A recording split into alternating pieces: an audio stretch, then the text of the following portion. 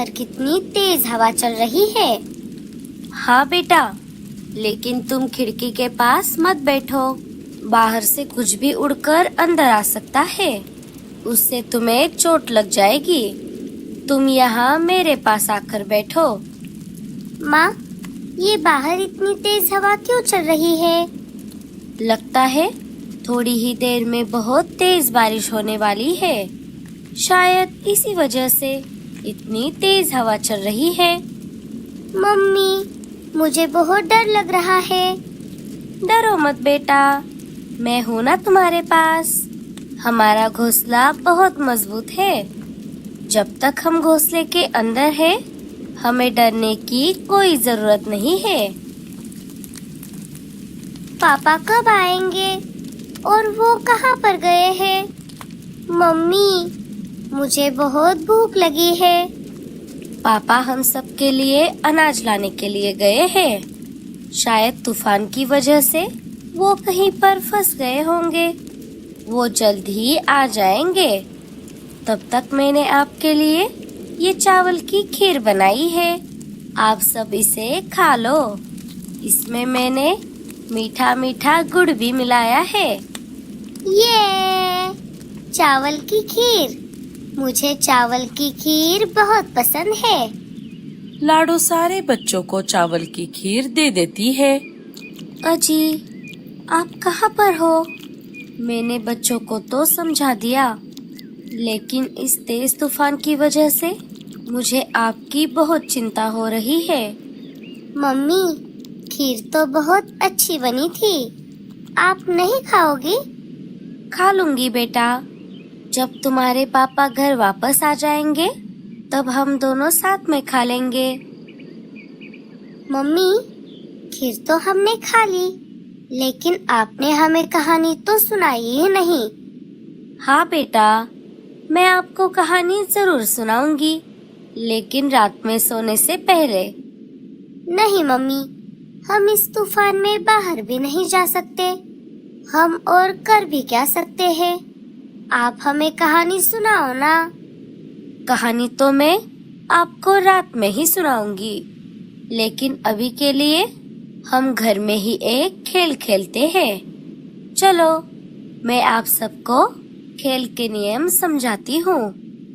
लाडो सारे बच्चों को इकट्ठा करके खेल के नियम समझाने ही वाली थी कि तभी अचानक एक तेज हवा का झोंका आया और लाडो का घोंसला जिस पेड़ पर बना था, उस पेड़ की एक डाली टूटकर लाडो के घोंसले के ऊपर धड़ाम से गिर जाती है और घोंसला टूट जाता है। अरे बाप रे, ये क्या हो गया? मम्मी, मम्मी, हमें बचाओ। डरो मत बच्चों, मैं तुम सबको कुछ नहीं होने दूंगी। अरे बाप रे, ये अचानक क्या हो गया? अच्छा हुआ ये घोंसला मजबूत था। अगर घोंसला कमजोर होता तो आज मैं और मेरे बच्चे घायल हो जाते। चलो बच्चों, हमें जल्दी से बाहर जाना होगा। लाडो अपने बच्चों को लेकर घोंसले के बाहर आ जाती है। हे ऊपर वाले, अब मैं क्या करूं? अभी थोड़ी ही देर में शाम हो जाएगी और बल्लू जी भी अभी तक घर नहीं आए। उन सब के बाहर आते ही पेड़ की एक और टहनी टूटकर नीचे गिर जाती है।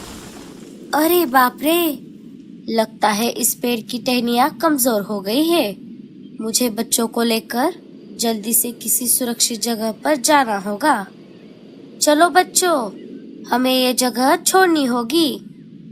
लाडो और बच्चे वहाँ से निकल पड़ते हैं। मैं और बच्चे ज्यादा देर इस तूफान में बाहर नहीं रह सकते। मुझे जल्दी से बच्चों के लिए कोई सुरक्षित जगह ढूंढनी होगी। थोड़ी देर और खोज करने पर लाडो को एक पेड़ पर एक टूटा फूटा घोंसला दिखाई दिया। बच्चों, इधर आओ। लाडो और बच्चे उस घोंसले के अंदर आ जाते हैं। देखा बच्चों, हमने कोशिश की और हमें ये घोंसला मिल गया। हाँ मम्मी, आप कहती हो ना, लहरों से डरकर नौका पार नहीं होती और कोशिश करने वालों की कभी हार नहीं होती। लेकिन मम्मी, ये घोंसला कितना गंदा और दिखने में कितना भद्दा है। इसको तो दरवाजा भी नहीं है। अरे बेटा, ऐसा नहीं कहते। लगता है इस घोंसले में कोई नहीं रहता, इसी वजह से इसकी ये हालत हो गई है। मम्मी, पापा कब आएंगे? मुझे उनकी बहुत याद आ रही है। आ जाएंगे बेटा, जल्दी आ जाएंगे। बल्लू जी, आप कहाँ पर हो? हाँ, इतना अनाज बस हो गया। इस तेज तूफान की वजह से मुझे अनाज जमा करने में इतना समय लग गया। अब मुझे जल्दी से घर जाना होगा। लाडो और बच्चे घर पर मेरा इंतजार कर रहे होंगे। बल्लू ढेर सारा अनाज लेकर अपने घोंसले की तरफ निकल पड़ता है। जैसे तैसे करके बल्लू अपने घोंसले के बाहर आ गया। वहाँ पर आकर उसने देखा, उसका घोंसला तो टूट गया था।